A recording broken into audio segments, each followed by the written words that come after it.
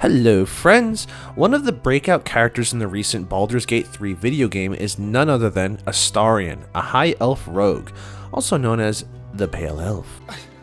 It's not enough. We have a gallery of villains to look out for, but now we could be infiltrated by a shape changer? I can't even tell if any of you are acting strange because you've been replaced, or because this group is full of weirdos! Imagine my surprise when I find that we actually have a Magic the Gathering card bearing our delightful little charlatan. And so you know what that means, we're building a commander deck for the Vampire Twink. His card also betrays his naughty little secret that he is in fact a vampire. Astarion is a 4/4 Vampire Elf Rogue for 6 mana, which breaks down to 4 generic mana and then 1 each of white and black. He has both Death Touch and Lifelink. At the beginning of your end step, you get to pick between the following options. Feed. Target opponent loses life equal to the total amount of life they've lost this turn. Or Friends. You gain life equal to the amount of life you gained this turn. Now, loss of life can be found in life that is paid for costs, life lost through combat or effect damage, or literally cards that say this player loses X life. There you go. There are a number of ways that you can build this deck, as Astarion doesn't seem to favor one over the other with the 2 abilities. I thought, since we are currently on Ixalan and so vampire-themed decks are running about at a fever pitch, I would contribute more to the chaos by looking at Astarion as a life gain deck that also has a kindred vampire theme.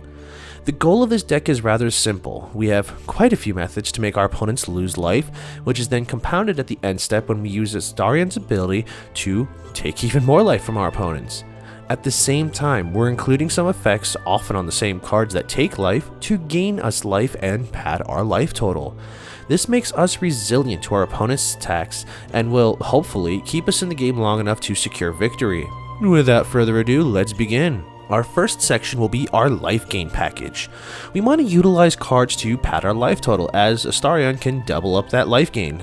Starting off, Basilica Screecher is a very underrated card for life gain decks.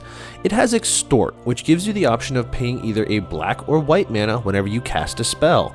When you do, each opponent loses 1 life, and then you gain the total amount of life lost. This means that in a 4-player game, each spell that you extort upon forces each opponent to lose 1 life, and then you gain 3. As you begin to cast more spells, this ability might begin to snowball a lot more than expected and can result in a larger swing of life total. Children of Corliss is a 1-mana creature that can be sacrificed to regain you the life that you've lost during this turn. This is excellent to have sit back as you take a large amount of combat damage, effectively rendering the attack useless. It's cheeky, but I love it, and it does count as life gain, so if you're losing life on your turn, you can gain it back in double with Astarion. Creeping Bloodsucker is very similar to the Basilica Screecher in the way that its damage works, but it only triggers once per turn during your upkeep. Each opponent loses 1 life, and you gain the life lost that way. So this will net you 3 life gained to your opponent's losing 1. Drana's Emissary has an upkeep ability that loses each opponent 1 life, and then we gain 1 life. We actually use quite a few abilities like this, meaning that we don't even need to enter combat to begin reducing opponents' life totals. Astarion only looks at life lost during our turns, so the damage that they take when it isn't our turn, it doesn't count. Tainted Sigil is a dastardly little trinket that you can tap and sacrifice to gain life equal to the total amount of life lost by all players during this turn. So as we'll see later on in this video, we do run a number of cards that can cause a substantial life loss in a single swoop. With the Sigil, we can gain back all the life lost, which can be huge enough to put us out of range. Blind Obedience is another instance of Extort, and it's the only enchantment that I'm including in the deck. This forces our opponent's artifacts and creatures to enter the battlefield tapped, which can severely impact their tempo. Our commander is a 6-drop, so Astarion is likely not hitting the battlefield super early. This also gives more incentive to slow our opponents down, but it isn't entirely oppressive. Our second part will look at the cards that will cause opponents to lose life. Some of these have life gain for us as additional clauses, but the life loss being the primary purpose for why these are included is why I kept them separated. Blood Artist is one of our classic aristocrat abilities, triggering whenever a creature dies, causing one opponent to lose 1 life, and then we gain 1 life. We also have Cruel Celebrant, who also triggers off of Planeswalkers, but is limited to only our creatures dying, and causes each opponent to lose 1 life. Vran, Executioner Thane, can only trigger once per turn, but when our creatures die, each opponent loses 2 life, and we gain 2 life. These 3 can passively reduce opponents' life totals as we sit back and, well, just let things die.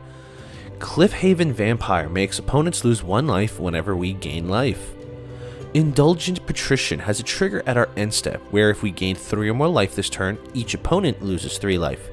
This works wonderfully with the extort triggers, and beyond that, with Astarion's ability, you can stack them in such a way that this creature's ability resolves first, adding 3 more to either the life gain or the life our opponents lose.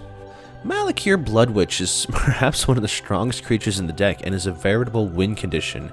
It has an enter the battlefield ability that makes each opponent lose life equal to the total number of vampires we control, and then we gain all the life lost that way.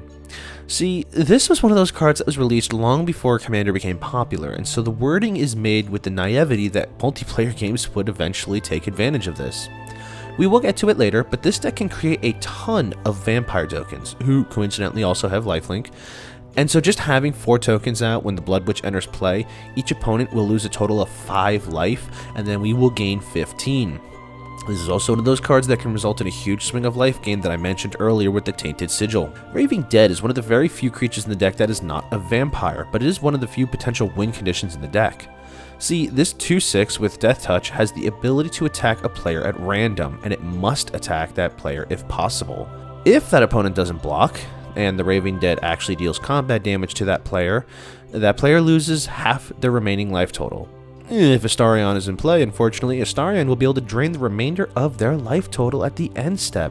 Sanctum Seeker is another powerhouse being triggered by each individually attacking vampire.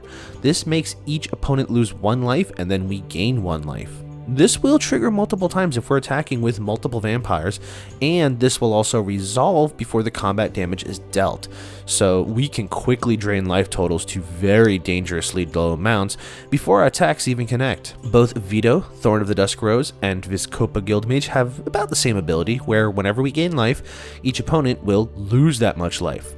I also want to mention, at least for the context of the Guildmage, that ability can stack, so you can activate it multiple times to multiply the damage that your life gain will deal. Blood Tribute lets us drain half of an opponent's life total, and then it adds it to our own if we pay the kicker cost. Just remember, Astarion will take care of the other half. Exsanguinate is a classic win con, causing opponents to lose X life, and then we gain the total amount of life lost this way. Again, this is an older card that had no idea that Commander was going to give it a forever home. Fraying Omnipotence is such a nasty card. It forces each player to lose half their life, discard half the cards in their hand, and sacrifice half of the creatures that they control. We can of course choose to hang on to Astarion and any aristocrat cards to ensure that at the end step, one player is going to be chopped. Killing Wave is the only true board wipe that I think is really in this deck. It's a very nasty way to have opponents lose life. See, it gives players the option of saving each creature that they control from the Killing Wave by paying X life for each. The more mana that you dump into that X cost, the more life that they're going to have to pay if they want to hold on to their creatures. Again, Astarion being out means that if they lose enough life, we're going to finish them off at the end of the turn. Lastly, we do have a number of things in the deck that deal with LifeLink. It does seem that modern day vampire decks all seem to have this ability on their tokens, so who am I to deprive our strategies of such easy life gain? Edgar Charmed Groom's front face, at least, is a basic lord for vampires, but when he dies, he comes back transformed into Edgar Markov's coffin. This creates us a 1/1 vampire with lifelink, see I told you, at the beginning of our upkeep, and then those tokens put bloodline counters onto the coffin. Once there are 3 or more bloodline counters on the coffin, it transforms back into Edgar. This is perhaps one of my favorite vampire legendary creatures. Both Elenda's Hierophant and Elenda the Dusk Rose can create us a swarm of 1/1 vampires with lifelink. See, there it is again. Though Elenda herself has lifelink, meaning that she can grow huge and give us tremendous chunks of life gain. Felidar Sovereign is an oldie but a goodie, giving us a 4/6 cat with lifelink and vigilance. But if at the beginning of our upkeep we have 40 or more life, we win the game. This is a card I love to throw down when I have triple-digit life totals, as the table now suddenly has to scramble to drop my life total down as low as possible so that they don't lose when the turn comes back to me. Mavern Fane, the Dusk Apostle, gives us a 1/1 vampire with lifelink whenever a non-token vampire attacks, which means that we're going to be continuing to build up an army of life-gainy vampire boys very easily. The Glasscast Heart is another powerful life drain card. We create blood tokens with a few cards in this deck, which basically give us an artifact that we can use to rummage. Or we can hold on to them until we amass 13 of these tokens. We can then have each opponent lose 13 life, and then we gain 13 life. Lastly, Sorin, the Vengeful Bloodlord, gives our entire board lifelink when it's our turn, so we can get in for a ton of damage and watch our life total skyrocket. The goal of this deck is rather simple. We go wide with life drain effects, drop some lifelink creatures, and begin chipping away at our opponents while we pad our life total and grow stronger. It's not uncommon for our life total to hit 100 or more, and our opponents will have to band together to link our life total down to their level. But anyway, that's going to bring us to the end of this video. What do you think of this deck? Are you a fan of how we built Astarion, or is there a way that you would prefer to build him? If you enjoyed this video, likes and shares are the best way to help to support this channel. Let me know down below if there's another commander you'd like to see. If you're new here, remember to subscribe to never miss another video. And as always, I'm happy you hung out with me today. I'll catch you all next video.